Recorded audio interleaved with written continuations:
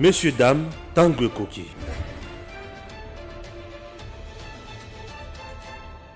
Les projets de développement dans la province du Sud Kivu étaient au menu d'un échange entre le président du Sénat Modeste Bahati Lukwebo et Théo Ngwabidje Kassi, gouverneur de cette province. Le gouverneur du Sud Kivu, qui a profité de son séjour à Kinshasa, a sollicité des conseils et orientations auprès du président de la Chambre haute du Sénat pour la bonne marche de sa province, en se basant sur la vision du chef de l'État, Félix Antoine Tshisekedi Tshilombo. Il signale l'amélioration de la situation sécuritaire grâce à l'implication des autorités nationales. Les avancées significatives sont également signalées dans l'exécution des projets à impact visible. La province se porte bien. Je crois que vous le voyez vous-même, il y a plusieurs avancées. Il y a déjà des projets de développement que nous avons entamés, les routes, la voirie urbaine. Avant de venir ici le lundi, j'ai inauguré la route qui relie Place Moulamba à Ruzizi 1er. C'est une route qui a été modernisée, siphon du gouvernement provincial. C'est aussi une route qui monte la valeur pour vis-à-vis du Rwanda, la ville voisine Kamembe. Nous avons des projets d'infrastructure sociale, donc les écoles, quelques centres de santé. Des travaux vont être lancés déjà au début de ce mois. Donc les jours qui passent, nous voyons qu'il y a des projets de développement, mais aussi la paix commence à revenir. Ça, c'est la volonté des hautes autorités, les chefs de l'État, tout comme l'honorable président du Sénat. L'ambassadeur de la Chine était aussi reçu en audience le même jour par Modeste Bahati. Les questions liées à la diplomatie parlementaire étaient au centre des échanges. Dans ce chapitre, Modeste Bahati Lukwebo a informé son hôte de la création du groupe d'amitié Chine-RDC dès la rentrée parlementaire de septembre. Saisissant la balle au bon, Zhu Jing a évoqué les sujets ayant trait à la coopération économique entre la Chine et la RDC, avant d'annoncer l'envoi de plus de 400 000 doses de vaccins par son pays en RDC, dans le cadre de lutte contre la COVID-19. L'état d'avancement des grands projets de coopération sino-congolaise. Pour dire à Monsieur le Président que la coopération sino-congolaise est en bonne santé.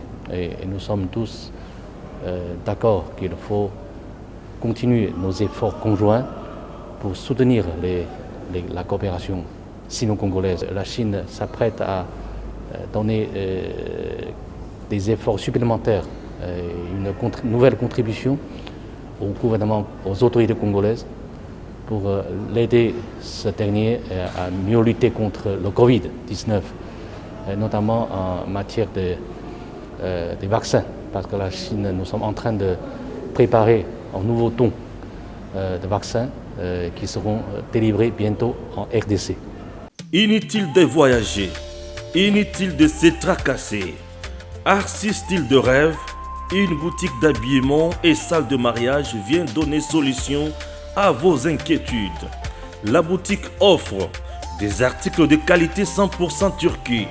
La boutique dispose des robes pour mariage civil et religieux, y compris tous les accessoires, de vestes cérémoniales et de bureaux de grands messieurs, des robes de soirée et habillement de grandes dames, des chaussures basket, perpètes et mocassins hommes et dames. Arcis Style de Rêve n'a pas oublié l'habillement des tout petits de 2 ans à 16 ans.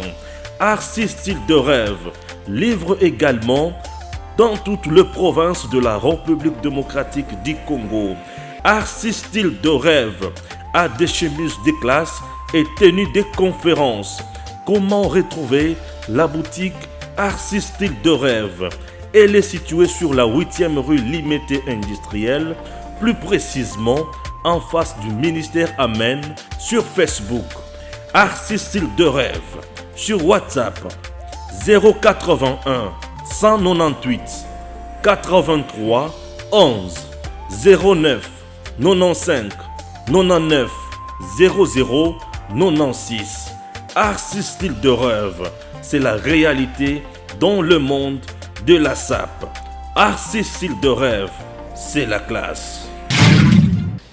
Chers compatriotes, nous sommes toujours là pour analyser les calendriers proposés par Martin Fayulu. Calendrier, on a une confusion, tout est vraiment eloko, ou y a la katia kusala. Bandeko balandi, makambo oyo bimi na ndako ya John Numbi, ce qui président Félix Namboko yote, toji koyema makambo ya boyete. Raison pour laquelle j'ai toujours dit, je soutiendrai toujours la vision du président Félix Tshisekedi. Je soutiendrai toujours les actions du président Félix Tshisekedi. Je proposerai lorsqu'il faudra pour na mboka ekende kaka liboso. Mboka na biso sengele kende liboso. Mboka sengele tombwama. Bandeko balandi makambuze makasi na mboko yo. Je vais même vous proposer au reportage moko ya kotala lolenge Joseph Kabila abandaki ko solola pe ko protéger ba mine na ba chinois avec banamoura na le barabilo ko na bomona André na sala kabaje. Suivez d'abord ça. Les sont absolument partout dans l'est du Congo, prêts à tout pour se procurer le précieux minerai, y compris à se fournir dans les mines dites artisanales, celles qui alimentent le marché clandestin comme celle-ci. Ces mines pullulent depuis quelques années et leur accès est hautement surveillé. Nous avons réussi à nous introduire dans l'une d'entre elles, discrètement.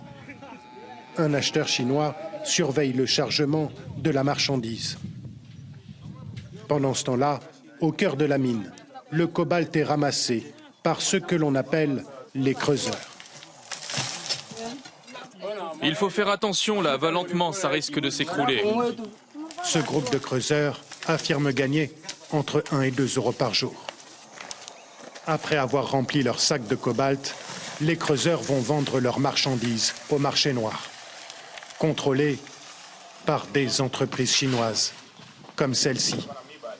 Nous entrons en caméra cachée. Le cobalt, le prix est affiché là-bas. Ça, c'est le prix du cobalt.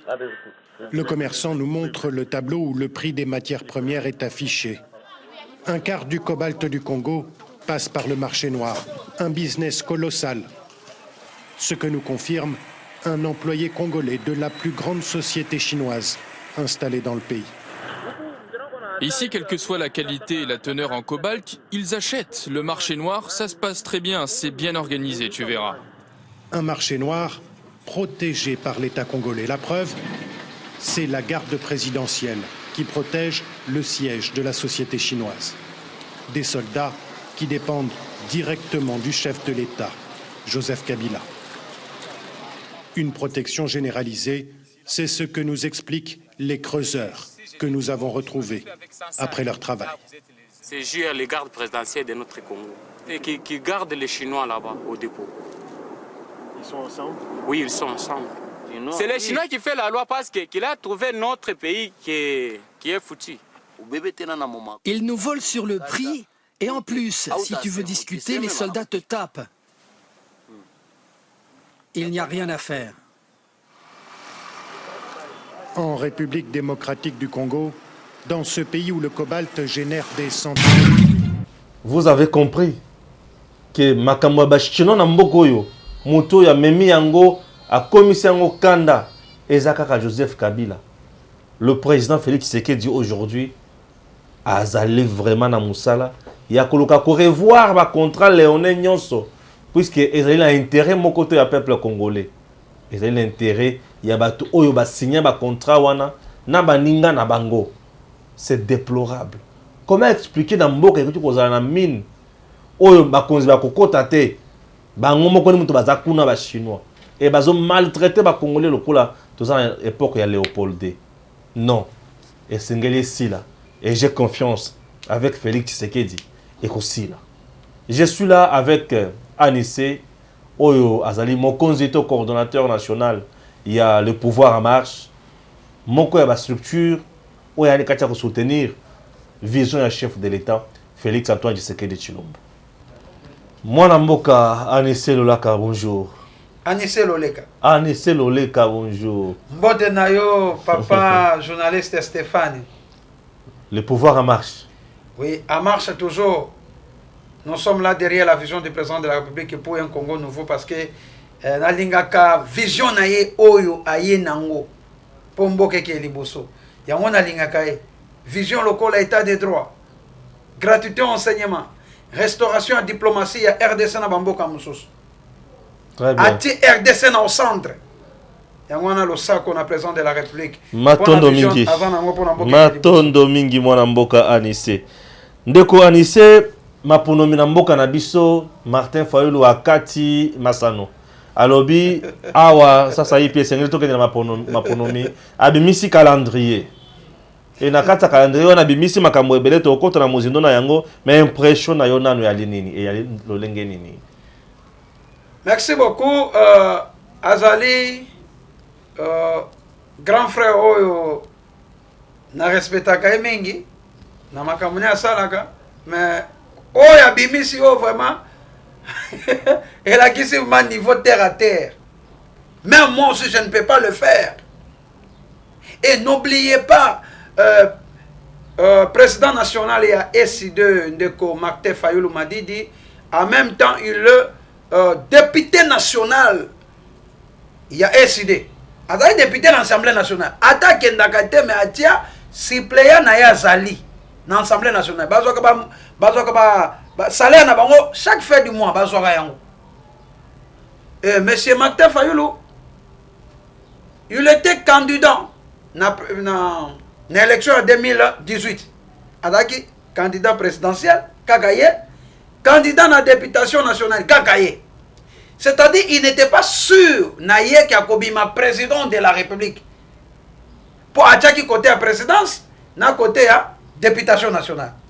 Mais Félix Tshisekedi Tshilombo mwana yankoyi atchaki ka côté monko na présidence de la République parce que azalaki sûr naye ayebi que non le pouvoir en marche na peuple congolais tolinga ki to voter.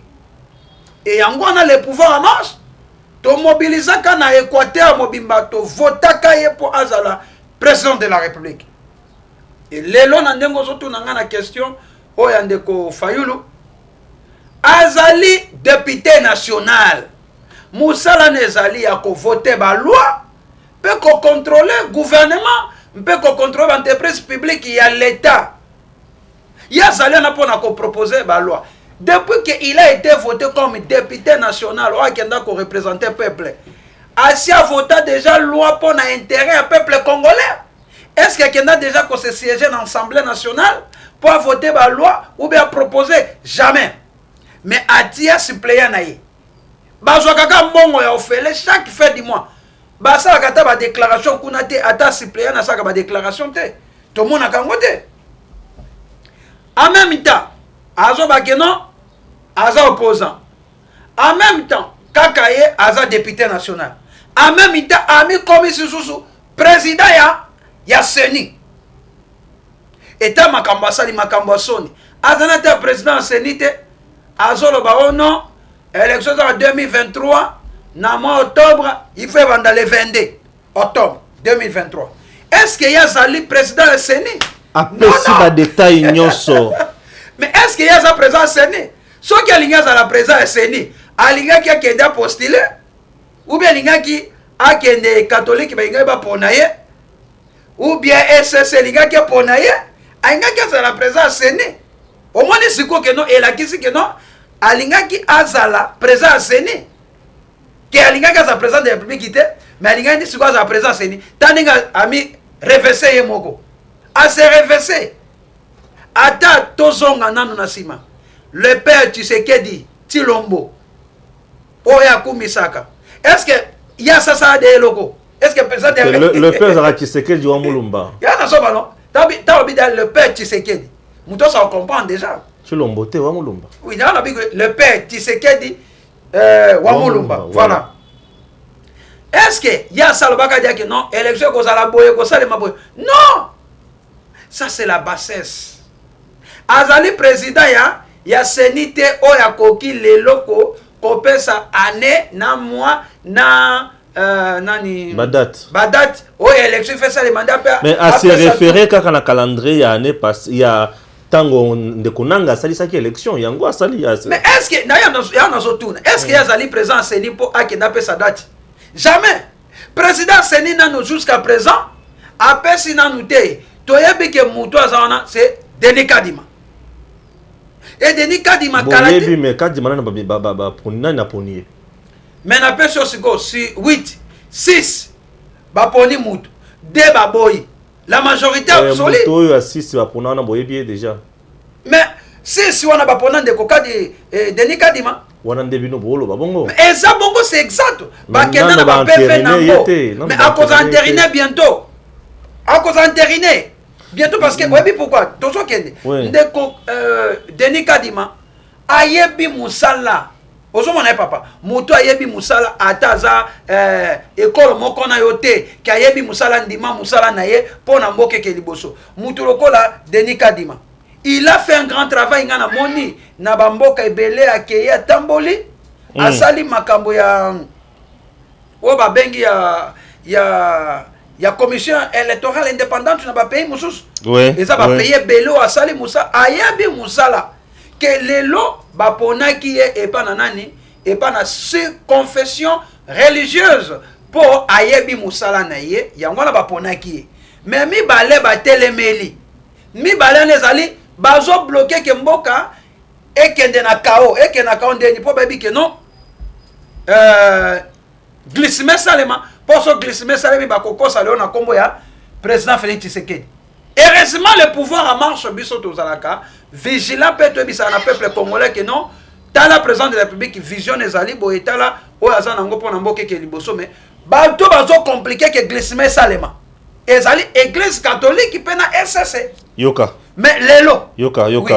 Fayulu kutu makambo glissement boy yango déjà pour le 15 à marche rozala munene pona côté na makambo glissement bon ce pas nani yango abi ke glissement ko salema zela na siko awa Fayulu yewana abi misi lisusu calendrier mais a proposé pe consensus bo vanda bo solo là en septembre puis en octobre pour mettre en place le dialogue ça te Fayulu luka dialogue to timbeli Fayulu faut luka dialogue aussi maté makamba dialogue ça te to ko ken élection pona bisa yo tata journée yo makamba yo sexaka na yeba ki plan ya Fayulu azoluka dialogue pour un premier ministre et aussi maté na mboko azoluka dialogue azala premier ministre pourtant luka ba consensus na lugani dialogue non.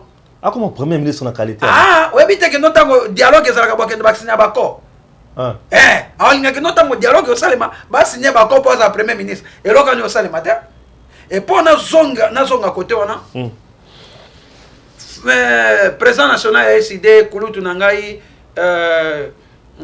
Martin Fayulu Madidi le président élu président national ya SID président national ya SID en même temps azali député national il y a SID mais ma benega a proposé la loi T a voté à pété mais a député mais a zoaka mbongo ya ofele ce qui m'étonne kaka yangwana ta suppléant na epé a voté à te ba contrôler à pété a proposé à pété mais baba ke no ba lingi peuple to lingi peuple mboke zonyo kwama mais il est député a ta suppléant na wana ba zoaka mbongo ya ofele chaque fin du mois mais ba proposé à rien ba voté à appel à pété.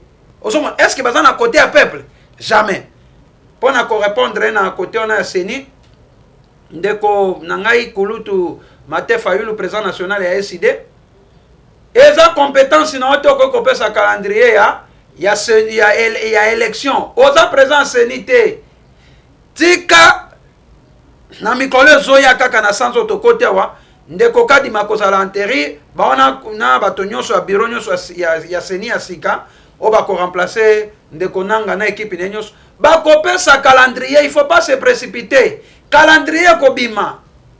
Ozomona, oyebi pa na biso na mnoko mboka babi mbwenke oganga kabuke aswaka te. Oma mutu aganga aswaka te. Po nabi ke Fayulu Ndekonanga Fayulu nabi ke non na 2023 président Félix Tshisekedi akobeta ye 600% président de la République akobeta ta 85. 15 ans de tika bamso ba kabola 2 1 3 4 osomona bako kabola Pour dans l'Équateur déjà, le pouvoir en marche. Et quand il déjà connaît le que non, ils sont prêts pour reconduire le président Félix Tshisekedi dans l'élection en 2023. Équateur, la grande province de l'Équateur, tu as 5 provinces. Tu as Mongala, Sud-Ubangi, Nord-Ubangi, Tuapa, Équateur, 5 wana. Babi que non, Bangoza président Félix Tshisekedi. 600% de l'Équateur, va c'est déjà voir. Mais pour la Bisayo, les commandés Kofayulu, Azela, président. Moninga le biba vanda bosolo la bo trouver solution. Azoluka dialogue ezate to solate. Président Félix Tshisekedi au sola bango te dialogue ezate. Président de la République a respecté la constitution. Alba qui bien élection ko salema na 2023. Alba qui élection ko salema. A promulga ki ba makambo ya loi awa. Osomona. Alba qui a monyo so clair. Alors, on bien que nos glissements exaltés. Bato ba inga baluka glissement salema. Webina. Église catholique na SCC. Bande ko linga ba bloquer makambo a PV nyonso bande ko salema wana ya makambo ya ndeko kadima. Pona nini? Tango glissement ko salema. Po baba lo ba moni président Félix Tshisekedi yende mutasari glissement. Mais ça yete nzoka nde église catholique na SCC zaki plan na bango. Loko ba moni ba échoué batini ndeko Fayulu yo bima. Ça déjà makambo ya calendrier ndeko Fayulu siko et sopie et dans la compétence n'était et dans la compétence ya présent ya Seni base la présence Seni kalaten ndeko Denis Kadima na équipe na ye ba kopesa calendrier ya Seni élection en 2023 préparez-vous à conséquence parce que mutu oya ko battre président Félix Tshisekedi l'élection 2023, Azate Apa Kaka, Dieu créateur, parce que il est aimé par la population congolaise. Bozobangate Moïse Katumbi dans l'élection 2023. Président Félix Tshisekedi obanga mutute papa. On m'a écouté, nga kutu na osenga. On m'a dit baba ki loi ya Noël. On a proposé qui des pères des mères, hein? Pour ngai. Eza ka l'Assemblée nationale. Hein? Eza la ka wana. Va voter en voter. N'est-ce pas? Va voter en voter. Va choper ordre du jour. Va tirer en haut. Token de 2023. Monsieur Moïse a postulé. Monsieur Jean-Pierre Mbemba a postulé. Monsieur Fayulu a postulé. Moutou Nyos a postulé. Bon, comment on a secondé ni président Félix Tshisekedi a kobeta bango en 2023. On a zo bisa o kanga date à lelo. O comment en 2023. Président Félix Tshisekedi a kobeta bango. Pourquoi? Parce que attends Équateur. Ako kende ko sa campagne te mais biso le pouvoir en marche. Tosi to kiti dia tozo kita isus pour te préparer déjà terrain pour na 2023. 5 pour l'Équateur. Azo banga mutute, aza mutu mo banga te. Président Félix Tshisekedi azo banga kaka Dieu créateur du monde. O mutako ba train na 2023 eza kaka ye abuo bien. Eza na marche moko ko salema d'ici là le 15. Na obanga marche na makasi hein. Marche en nini? Marche moko ko salema le 15 awa ya Fayulu na muzito na obanga ngo makasi. Pour marche on dirait population vous la makasi na balabala pour na utia pression. Biti yango eza nini ya marche? Baboyi glissement, baboyi bazo réclamer dépolitisation ya Seni. Mais écoutez, bato babo sanaka, Seni ezali déjà politique que les gens oublient. Bato bazana Seni eza des institutions mobile, eza déjà politique. Somo balingi ezala politique, eza déjà politique. Po bato bazala kana bazala de bato nyonso politique. Siko Nanga zaka muta politique. Ngoy Mulunda zaka muta politique. Rosa Malonda zaka muta politique. Bazo bangande na 2023 président Félix Tshisekedi a ko gagné bango. Ndeko journaliste Stéphane Nazwe Bisayo bazo banga bango nde bazana. Glissement exaté et ko ça le maté. Ça c'est un. Dépolitisation exalité, acharnement exaté. Préparez-vous pour la 2023. Bazo bangande président Félix Tshisekedi. Pour baïbi que non le pouvoir en marche. Et ça mouvement moko ça ma casse na 4 écoles sur RDC. Ils ont préparé pour reconduire président Félix Tshisekedi. Ya onde ba obanga. Yo lobi ke Fayulu azolo ka dialogue tant azo singa consensus autour ya makambo ya élection na ko bimisa calendrier moko batonso ba kondima na makambo nyonso pour senior bato bakondima Fayulu est-ce que azana intérêt à kokota na pouvoir les sources héros est-ce que ozomona vraiment Fayulu comme premier ministre pour ça l'année azangi mbongo ça la campagne est-ce que vous ne voyez même pas qu'il y a kokota pour sauver mandat au moins campagne oyo président national ya SID ancien candidat malheureux à plateforme ya Lamuka yemoka yebi place nini bazwaka mbongo pour asa la campagne yemoka yebi ayebi place mbongo utaka. Moi je ne peux pas le dire ici yemoka yebi azolandanga yebi yemoko place nini oyo mbongo utaka. Ça c'est un. Deux, makambo azoluka consensus hein beti nango ezali nini aoluka dialogue azoluka dialogue pa yebi diake loko nani loko te makambo nyonso naza na poste te mpona récupérer mwa mbongo mukie mpona campagne na ngai mpe ya badepute na ngai SID il faut na proposer consensus aletie komema biso na kati ya dialogue mpo azwa nini primature ozomona eloko ya azoluka nde yango wana tosi totimbeli dialogue eza te consensus eza te tozokeboti na 2023 élection ezali a se préparer ozomona moninga yeyo secrétaire national ya pacte au pouvoir IDPS Augustin Kabuya mwana bute yo na asalaka ba tourner non pour sensibiliser des pacte au pouvoir yebi fois kitana ba base na ye akenda sensibiliser préparer des population pour biso dia le pouvoir en marche to kiti déjà na kisangani tuti kozala na mbandaka na gbadoliti na Gemena na Kinshasa karate to kota na est tozo préparer des anzela pour na président Félix Tshisekedi ye président national SID atinda bato na ye ba préparer nzela pour na ye lui so le pouvoir en marche na kaniso yebi to tindi déjà bato to kitaki da sur terrain ba image ezali to préparer des anzela pour na président Félix Antoine Tshisekedi Tshilombo pour na élection en 2023. Merci. Dialogue ezate consensus ezate to keti na 2023 bo luka ke élection ezali président de la République a co-respecter constitution ndenge constitution lobi que non après 5 ans élection fait seulement 2023 mettez-vous au travail 2023 n'est pas loin. On doit se mettre au travail puisque 2023 et Zali Moussikate Tokota 2023 on vous en a bilan ya collection en 2023 positif. Hein? Oui, exact. Est-ce ni nani? Bilan ya président Félix Tshisekedi tata journaliste ezali positif. 1. Non tangela au moins la place positif eza. Oyo on dit matin c'est-à-dire az étranger na kata mboko. 1. État de droit. Ta makambo IGF auto salao. Webi société moko ya espagnol. AEE. Bon, ezalaki na électrification na makambo ya Bukanga Alonso. Et où tu kozongisa mbongo 1,250 millions de dollars américains et zongi na caisse à l'État. État de droit vandi bato bazo yiba mbongo à l'État ba yibaka lelo IGF na musala zo sala mbongo zongi na caisse à l'État. Bato to bande komona bango puissant na ancien régime. Ba komi kokim. Ba musu ba komi kokota na sembeto. Misu ba komi kotimo na mabulu. Misu ba bakati sa ibale na boîte o mabe bakati sa brasa. Ba komi ba victime état de droit hein. Mais ba détournant de mbongo ya l'État. Parce que ça peut maman Olive Lembaloba qui justice commis sélective. Ça y a tort.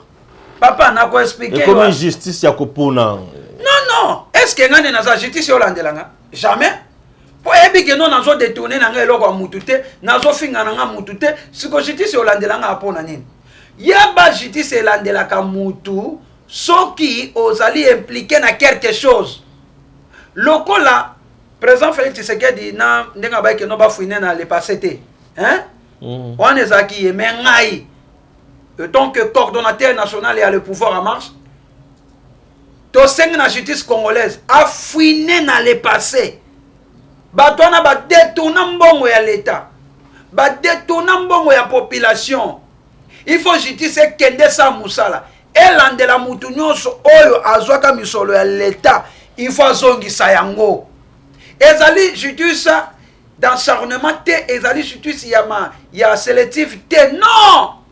Ezolandela ndekolanga yoyo ya mongo eteni logondo yo na ke makalata aki ofanda hein mais otu kozala ministre ya santé balandela pona ba détournement makambo ya covid yo na ke makala c'est ça un état de droit Mais bango kaso bakangi bato mususu o te komi acharnement des acharnements te. Et ça peut justice moko ya sélectivité papa. Ozomona ba se préparer justice et ça la musala nango et ça la musala nango eza état de droit. Mboka nyose bongaka na état de droit. Boye basoyi bozoyi bambongo ya l'état IGF et kosala musala ekolemba te nzambe batela kaka jila lingeta sa musa malam nzamba batela ye nzamba batela po binemi bazebele ba olinga ete mais nzamba batela ba osa elote nzamba batela pona mayelo nzamba pesi ye nzamba pesi mayela Salomo a protéger pour sa musa malam pona mboka kende liboso po mboka oyo papa mbongo bato ba piye na mboka oyo so to beto sangisango mais bija mboko ingeko mata ba 50 milliards ingeko mata 50 milliards wow Anissé. Comme si chef. Mais je fais ça, Moussa Malam. Bazo bien la police politique. Aza on a pona ko kanga kaka batu oyo ya Kabila. C'est ce qu'on dit de lui. Mais il y en a solo ba. So il mato botolo ba mana bos na sele kanza comme bato ba détourner. Mbongo ya l'état, et ancien régime. Vous les connaissez, Batonio sont dirigés. Bon, bien le semble-t-il que beaucoup de Koyiba, puisque Tom Nani wana yewana aibi bakangi. Yana bino ni Longondo yewana aibi bakangi. Ngana côté la mutute, j'ai dit c'est ça ne musana ngo. Au moins ni bato ba ba bomi mboko vraiment hein. Na côté ya ko détourner les anciens régimes. Lelo soka yi chef ba banda ko landela ministre moko na ancien régime. Papa, makala e ko tonda toke otonga mususu kuna na Équateur pa na kuna na angenga. Hein? Kuna il faut pas tonga ngo isubie po ba misu il faut pas ke kuna po mboko papa po etambola malamu zo senga justice fait ça musana justice fait ça musana ngo jila lingette sala musala IGF sala musala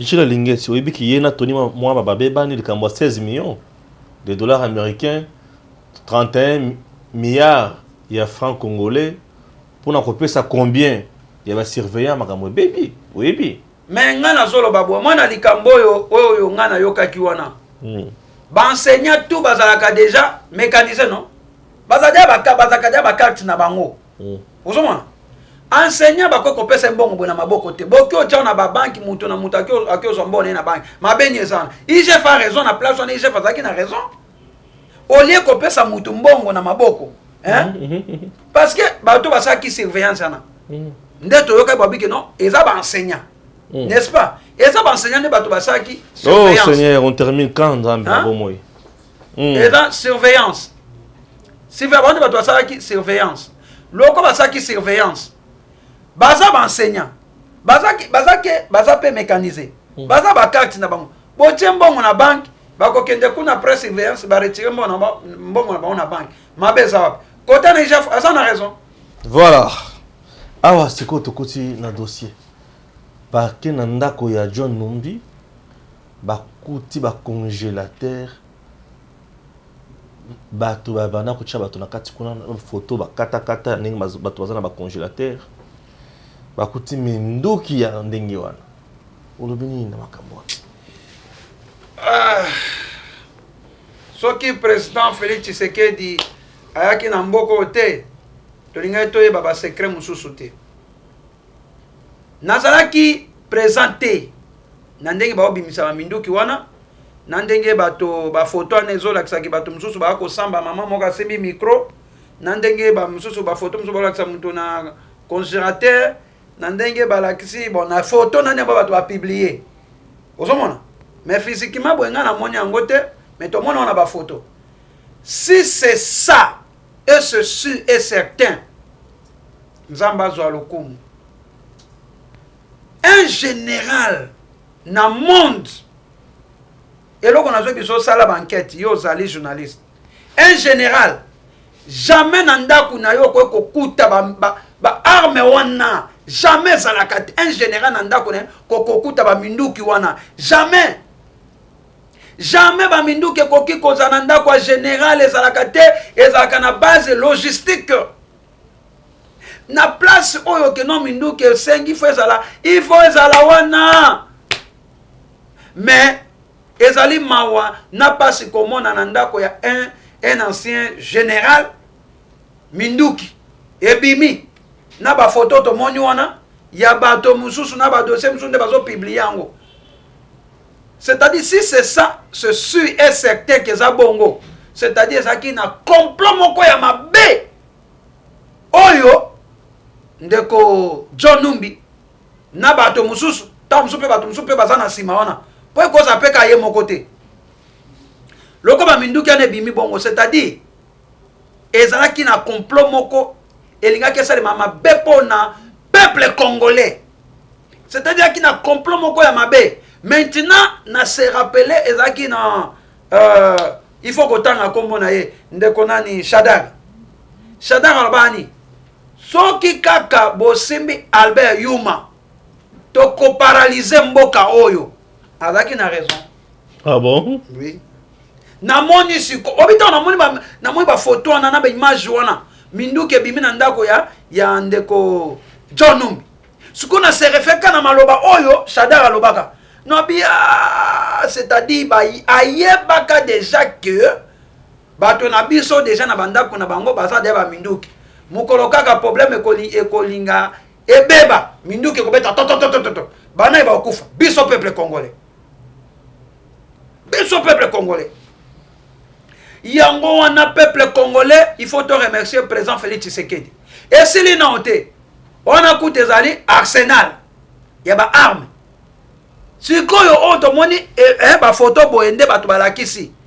Wana ute pa na Numbi. Bongo pa ba misusu. C'est-à-dire que za Barcelone. C'est-à-dire que za Barcelone ça ba arme lourd. Ba arme bitumba eko za kuna. Yango zomona peuple congolais pesa confiance na président Félix Tshisekedi. Aye po bongisa mboke. Ko bomana batu ezaki pe na ndako wana. Yango ta ngana moni ba photo mususu wana. Congélateur azo cha batu. Ezaki morgue. Yo ngai tango na moni ba photo ande ba publier na Facebook, yo na biso soke za bongo, hein? Bato a sécurité, bo ba yebi makambo sécurité ba landela makambo. Ba landela vraiment makambo, c'est-à-dire dans un complot moko ya mabe contre la République. Et dans complot mabe et puis na sengi na justice congolaise, elle landela likambo oyo justice congolaise, elle landela likambo batika yango te. Elle landela likambo nazo bango na seleka njakomba soki ezali bongo keza ya solo ndenge bakendaki bakuti yango po nazo ba pourquoi namona na ba photo biso soto mona na ba photo bien sûr que oui oui mais na komi si place te na mona soki eza bongo ndeko John Numbi justice congolaise elandela ye tange kolandela ye bakobenga ye batune ba question ba Minduki wana komaki na ndako na ekoluka nini mpe ba photo bato wana o to moni biso nyonso ya ba congélateur bato baza na kati na ba mbeto bato a morgue wana eye koluka nini epa na ye pe to moni photo mususu wana mutu asimbi micro azoloba eye koluka nini wana na photo mususu ya ndeko Chebeya to moni yango ndeko Chebeya na kati ya photo wana epa na ye il faut siko justice elandela etuna photo babiloko nyonso wana eyaki koluka na ndako na ye kosala nini expliquer na justice congolaise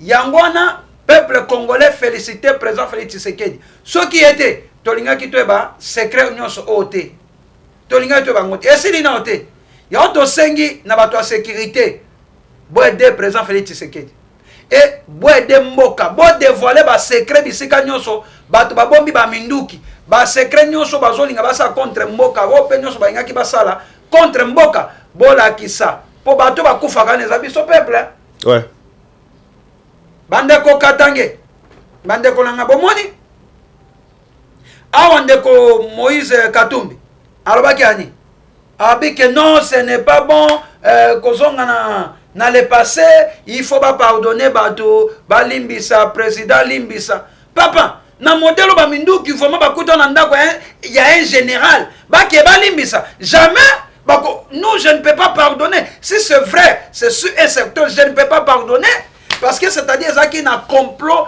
contre la République démocratique du Congo jamais yango no somona nzamba sunga mboko yo nzamba sunga soki ezaki président Félix Tshisekedi aki te tata journaliste nabi ke tango zo tia boye obanda ekolela na souci na mawa c'est-à-dire yoki nzote sali o mingai ndengo monaki ba photo nyoso wana yango wana justice congolaise ça musala o yango wana peuple congolais va féliciter peuple président Félix Tshisekedi ce qui était ba secret peut ngate to e ba ngopete ce qui est pété ayaki te to ngapete ba te onyoso inga sema nakata mboka o bravo coup de chapeau na président Félix Tshisekedi tozana lokoza na mu ya mboka na 2023 to korekondio pona mboka ekende liboso na ntango makambo nyonso ezosalema na mboka na biso John Numbi azalaki inspecteur général ya forces armées to ya la police également. Tu penses vraiment que Joseph Kabila azalaki innocent pe azalaki na information ya makambo nyonso na te? Bon nayebi te nayebi vraiment te omoni ba biloko mosusu hein yo kosala ngo muta kosala ngo ke yo za mokonzi okoyeba ngo pete mosusu po koyeba ngo n'est-ce pas? Voilà, le qu'on est dans ça l'émission à présent Félix Tshisekedi a habité que nous devons défendre vision naïe. Mais tant qu'on a bien le pouvoir à marche le bela que l'oko boy. Vous savez il y a moins de 5 ans na justice ça musala nango. Justice ma pona mboke kende liboso. Pona état de droit vraiment que mboke ke liboso, il faut justice congolaise et ça musala nango. Et fouiner d'abord dans le passé. Pona mboke bon, hein papa? Et fouiner. Et fouiner, ba que non allait passer. Basonga non allait passer. Il y aurait ce qu'on m'a allé passer. Justice est fouinée dans le passé. Écoutez le Kamboya Bukangalonzo. Dans le Kamboya Bukangalonzo, mais yangwana société ya Espagne. Ils ont qui simbongo. Zé la kasi. De ce côté-là, Tonzimi, ça va. Maintenant, et ça na mutu. Moko oyo bazo trouver qu'il y a zali auteur ya ba détournement et belé c'est matata ponyo. Mais ah toi ali ko ba matata ponyo. Afundi kutu bureau ya Sénat ndenge longola ki milité na ye. Tozoye bate ba kostuka na makambo wapi nazomona on dirait matata ponyo pourquoi balongola ki mais basenga ke pas procureur biki balongola po ya osambisa ya alobi balongoli yango inconstitutionnellement il fallait la ki sabsuko ba to prouver yango a commis yango la kisi la banzuzi ya cour constitutionnelle peut-être Léonard lobi ba ko annuler demande na ye portant levé à immunité avant banga dossier Bukangalonzo a kosamba yango publiquement problème ezanine au moins soko ebili kambote hein papa okoki kolenga te suko moni matata babiki non ayebi lokote webi lokote oui ozomona webi lokote zala l'aise zela so babengi okyo répondre na justice congolaise à partir de okosamba olie ya kolobaka ya kokomaka tout nyonso wana kokomaka ebele kokolobaka non mais mulinga zobela beaucoup tika pe kana ko se faire soigner te bango baka kobela kaso be bakanga bango loko pe na ke eteniawo ba vocal ba zobo azobela jamais muta okende banda mboka santé bango nyonso tozana hôpital oni ye cinquantenaire hein ezali ezawa nanga mbaka nkokola na komi na kasavu bake ba se soigner wana ngalie mezali mama mezali bake ba se soigner bango ba maladie na bango ya kakaso bakangi bango maladie ye jamais ba se soigner aw so ete atsoba bo hôpital ba osaba bakisa bokoko bakobika basa ya mutu kisa bokoko ndengene pota baba detunaka malade ezalaka te so eka comme babengisa bango na tribunal je suis malade je suis empoisonné non je dis c'est ça Moussa moninga ça vraiment empoisonné papa moninga empoisonné aya kaka boya ta yo moko mais poison ba traiter ka pe na poto te toza bakisi na biso bokoko wa biso nyonso toyebi awo toyebi en plus bato makaso bayebi bakisi ya poison ya koleka eza bande kwa est yaza mutu ya est bayebi bakisi etretaka jamais awakeli banda mboka te azawa makambo ya Bukangalonzo chef du gouvernement ancien chef du gouvernement Matata Mponyo amayele makasi na ndimaka yo wamayele makasi lelo so lelo toza na kati ya makambo ya mécanisation pona yo hein osala musala malamu tomonaka pe ba avion mususu awa yaka wa pona yo na musala osala musala malamu na félicitaka yo osala musala malamu ata nde bato balobaka au détournant ndenge bato balobaka ke au détournant osala détournement ozombongo ya l'état mais elo na sepelaka po okenda kotonga libanda te nde bamusu bakenda kotonga mais oyo yo détournement oyo kotongela biso université Mapon hein otonga université Mapon hôpital otonga ngotonga pe kana kata Congo ata l'été botolio ekokena Rwanda te na Burundi te na Espagne te na États-Unis te ekozaka na Congo place on a félicité yo hein mais na likambo etali ya Bukangalonzo kende répondre na justice au samba c'est-à-dire ozaki yo mon côté hein tanga yo tala so zaki nga mungala na ko tanga bato nyonso boto salaka otangi bato nyonso za yo moko te ko banga to za mwa mobali papa tanga bato nyonso bazaki impliqué na kati makamba bukanga lonzo soki ozo procès du siècle ça les marqué deuxième procès du siècle ozela et osamba publiquement pe télévisé na TMC et aux dossier na bukanga lonzo plaisir là gouvernement et nyo sacré boluka botongela biso prison musupo ti esoya ba prison to sanga ta 4 bela ba to autonome likola détournement ti esoya bino boza la pouvoir ti esoya na bi ti esokoya so sikoya ta lobi po yenda ibi mukolo ya mena bibwe ti esoya ba to bazo détourner ti ata 4 prison na mboko ekotonda likola ko détourner mais po batika ko kende ba prison pour que tu sois prison, tu es détourné. Il ne faut pas savoir. À cause de ça, le président Félix Tshisekedi pas ça. Nous avons compris que Maïele a boigné à Salomo pour asa Moussa Malam. Olanda qui vidéo moko il y a Alain Foka et les Tamboli pour na minérer na mboko na biso oyo ba chinois ba zunyo sur maboko. Olandi yango. Papa, au moins mboko vraiment. Il y a un biso so président Félix Tshisekedi té.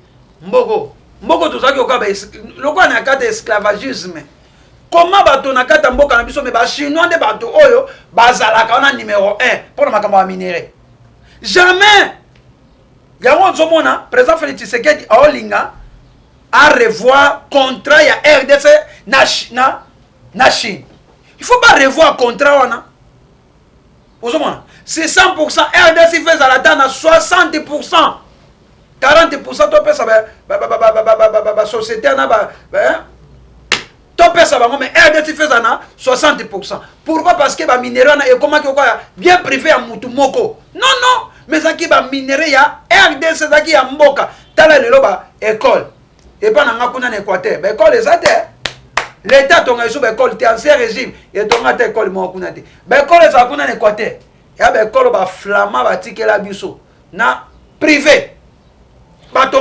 Merci. Batongate, yango soma makamba ba minérana. Président de la République, il faut qu'on change makambo, il faut qu'on revoie lokwana. Loko ba ko so revoie lokwana ba contrat ba chinois. Il faut qu'on revoie so ba lingite. Ba zongi mboka na bango. Ba zongi po intérêt RDC to mona kangote. To lukata ba to miso to signer bango contrat. OK RDC ko zata 60% ta 70%. Voilà, malobana yo asuka mwana mboka ikozala nini pona mkola lelo. Malobana ya suka ezoseng na lobi boye pe na sengi na peuple congolais tozala na bolingo lokola mikate na kata sana nzungu moko te pimelaka moninga nzela 2023 c'est bientôt mettez-vous au travail pour président Félix Tshisekedi akobattre bino ya on a sengi na peuple congolais bozala vigilant ou bozala vigilant et vigilante ba combattant pe ba combattante nyonso ya le pouvoir en marche toza prêt pour na reconduire président Félix Tshisekedi en 2023 pour un Congo nouveau. Merci. Voilà, deuxième partie à l'émission Nabiso Keita, bonjour. Bonjour, M. Stéphane. Yebisa biso nano ozaki sur terrain plus ces derniers temps aux opé biso d'information makambo aux nango sur terrain la fois passée to le belaki comment examen d'état ezana kata ko se dérouler na makambo belé siko oyeli biso d'information nini lisusu. Bon, les autres, le Belaming, mais ma tête, Koulouna, la ville, province, et Kinshasa. Koulouna, les sous-sous, et Bangui, la Kinshasa. Oui, comme toute opération, c'est un banda, vu que, Kisi R ya couvre fait comme 23h. Ouais. Bazo profiter na R wana pour na osala opération na kati ya banda. Donc Koulouna ba komi okota bato na banda. Ba komi okota na banda ku et ce qui est grave c'est le mwe ko kata bato na machette na nzala komi okota na ndako. Oui, et komi okota banda omo coopérer na kati ya banda. Et ce qui est grave ba Koulouna ton bazo bunda na ba quartier comme to rotan ba quartier Kingabo, ba quartier Mombe dans ba quartier pour ne pas dire un peu périphérique mais ba quartier eza musika na Prince to voilà.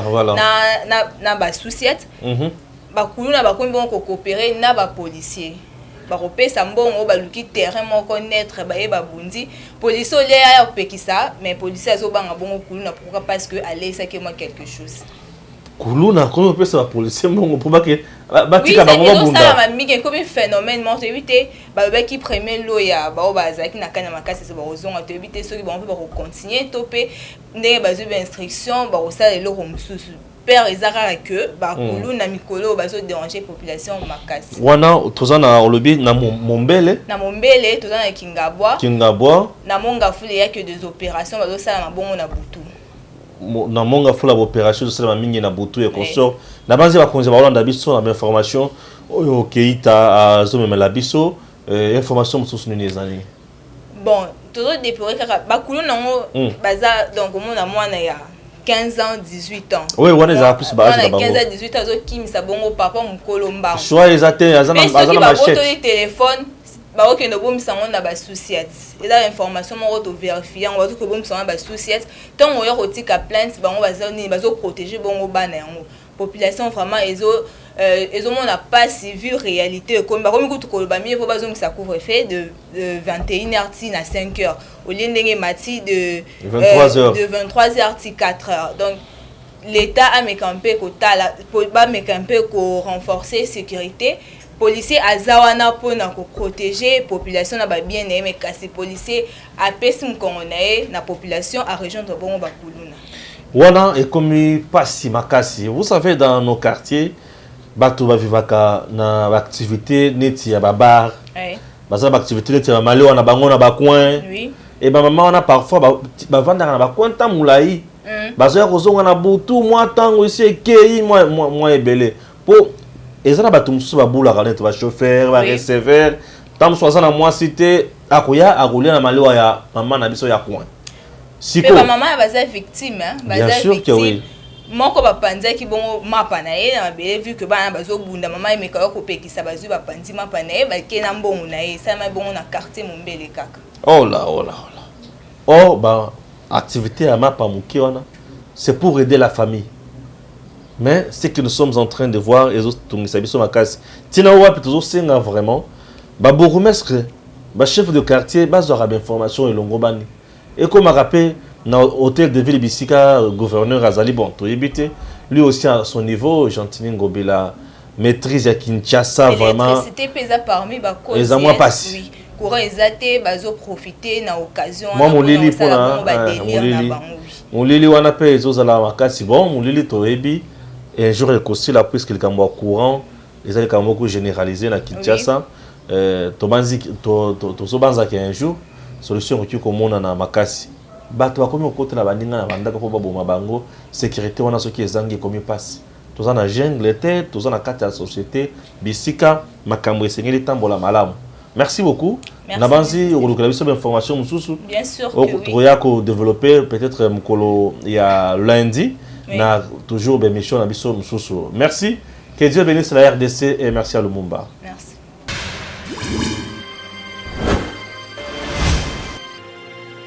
Abonnez-vous sur Eden TV officiel.